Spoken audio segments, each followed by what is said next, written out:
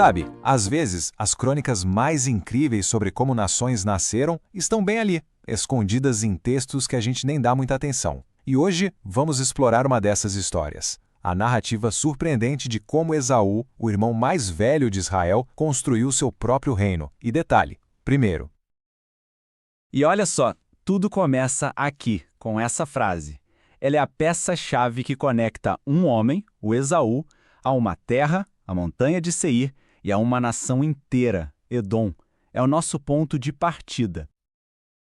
Beleza, então vamos lá. Como é que uma pessoa vira uma nação inteira? Pois é, para a gente entender a nação de Edom, a gente precisa primeiro focar na figura central, né? O próprio Esaú. E aqui está o contexto que a gente não pode perder de vista. É fundamental lembrar que Esaú não surge do nada. Ele é o irmão gêmeo de Jacó, aquele que, mais tarde, se tornaria Israel. E é essa dinâmica familiar, essa rivalidade entre irmãos, que serve como a espinha dorsal para toda a história da formação dessas duas nações. E como acontece com qualquer grande povo, a história de Edom começou com famílias. Então vamos dar uma olhada em quem eram as esposas e os filhos que formaram a primeira geração, o pontapé inicial desse novo povo. A primeira matriarca que a gente encontra é Ada. E dela nasce Elifaz. É bom guardar esse nome, viu? Elifaz vai ser bem importante, porque ele mesmo se tornará pai de vários líderes mais pra frente. A segunda esposa de Esaú é Basemete. O filho dela, Reuel, também seguiu um caminho parecido, se tornando patriarca de vários clãs bem poderosos.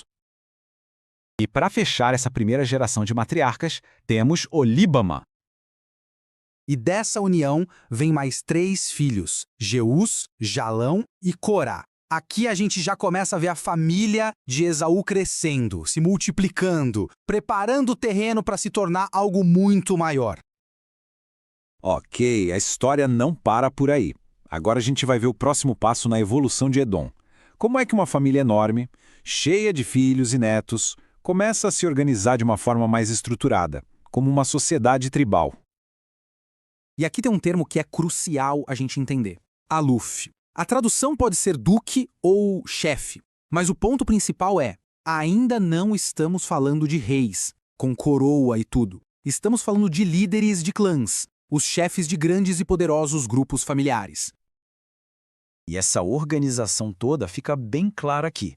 Olhem só, os netos de Esaú, aqueles que descendem de Elifaz e Reuel, já aparecem listados como chefes de seus próprios clãs.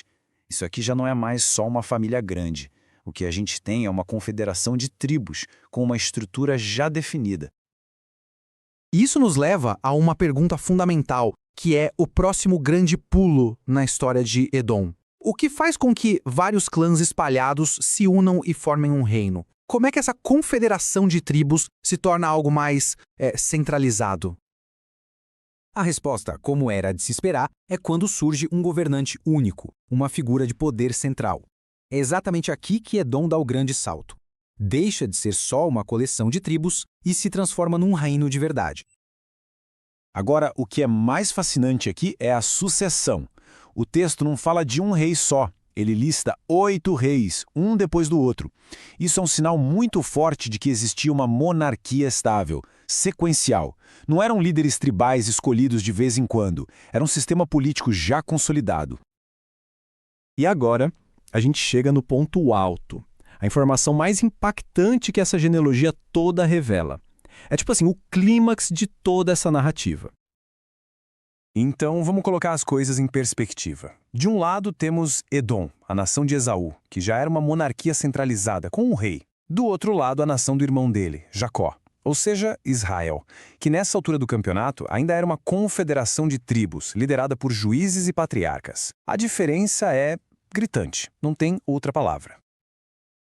E para não deixar nenhuma dúvida, o próprio texto crava isso com todas as letras. Estes são os reis que reinaram na terra de Edom antes que reinasse rei algum sobre os filhos de Israel. Essa frase é uma declaração histórica com um peso gigantesco. E para fechar, fica aqui uma provocação para a gente pensar. Saber que a nação de Esaú, o irmão mais velho, se organizou como um reino antes da nação de Jacó, nos força a olhar para toda a dinâmica entre esses dois povos de um jeito diferente, não é? O que será que isso nos diz sobre poder, organização e destino? Fica aí a reflexão.